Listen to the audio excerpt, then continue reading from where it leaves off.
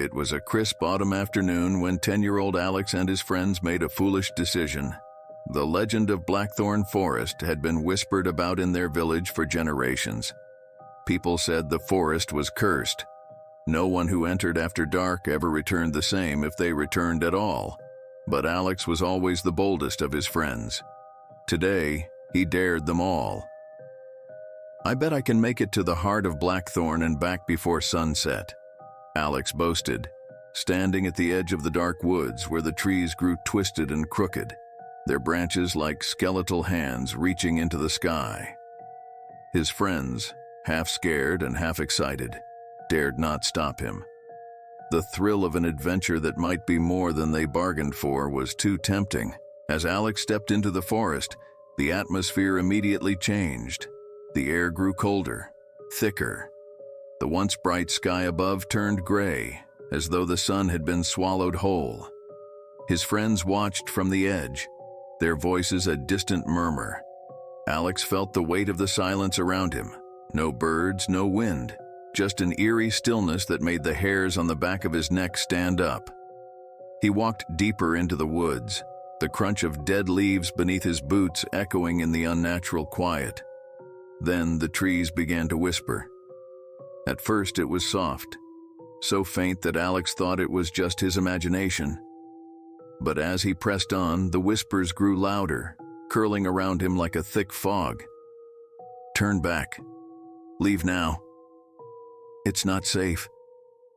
The voice sounded like an old woman's, but distorted and jagged, like the wind had taken hold of it. Alex shook his head. "It's just the wind," he muttered, trying to ignore the growing sense of dread that was creeping up on him. "I'm not scared." The deeper Alex went, the more twisted and unnatural the forest became. The trees loomed larger, their gnarled branches reaching out like fingers trying to grab him. The path seemed to vanish, replaced by a maze of shadows that shifted and moved on their own. The sun had long since disappeared behind a thick canopy of leaves. Suddenly Alex stopped. A figure, a dark, tall shape, moved at the edge of his vision. He spun around, his breath quickening. Nothing.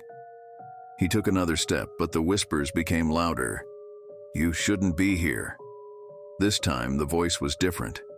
It was colder, deeper, as if something or someone was standing right behind him.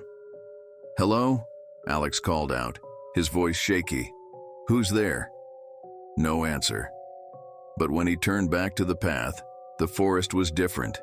The trees were closer now, their bark darker, their twisted limbs blotting out what little light remained. And then, he saw it. Eyes. Dozens of glowing yellow eyes peering at him from between the trunks. They blinked in unison. Panic gripped Alex's chest as he turned to run. But the path he had come down was gone, swallowed by the forest. He was lost. The whispers had turned into growls, and now something was chasing him. Branches whipped at his face as he bolted through the underbrush, his heart pounding in his ears. Behind him, the sound of footsteps, heavy, unnatural, sounded like something was following. Too fast, too close. Alex glanced over his shoulder. It wasn't human. It was something else.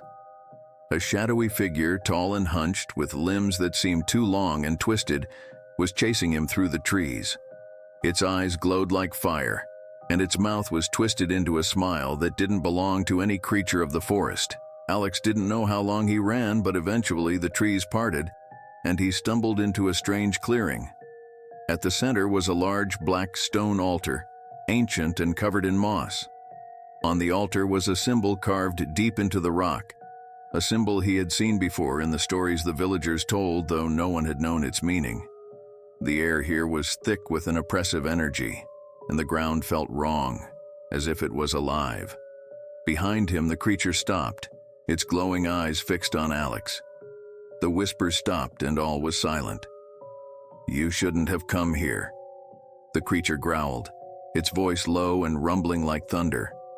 "The forest is alive, and now you are part of it." Alex's legs trembled as he backed away from the altar, the fear choking him. He could feel the ground beneath his feet shift, the earth trembling as though it had a heartbeat of its own. The air grew colder. The creature began to move closer, its jagged teeth showing, its claws scraping against the stones. Alex's survival instinct kicked in. He turned and sprinted toward the trees, no longer caring which way he was going, just needing to escape. The creature howled behind him, but Alex didn't stop. He pushed through the forest, branches slapping his face, thorns tearing at his skin. And then, just as he thought he couldn't run anymore, he saw it, the edge of the forest. His friends were waiting at the edge, their faces full of fear. Without looking back, Alex barreled toward them. As he crossed the boundary of the forest, the trees seemed to retreat, as if the forest itself was releasing him. The cold air faded, and the whispers died away. When Alex collapsed at the edge of the village, gasping for breath, his friends ran to him. But when they looked at him, they noticed something was wrong. His eyes were wide, bloodshot, haunted, and his voice, when he spoke, was not the same.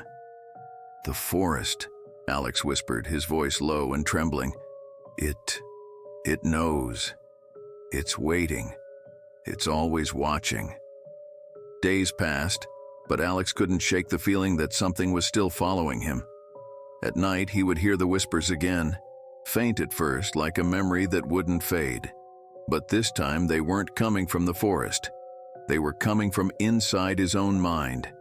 And one evening, as the sun set, the village heard a sound, a deep, rumbling growl from the direction of Blackthorn Forest. But no one dared go to check.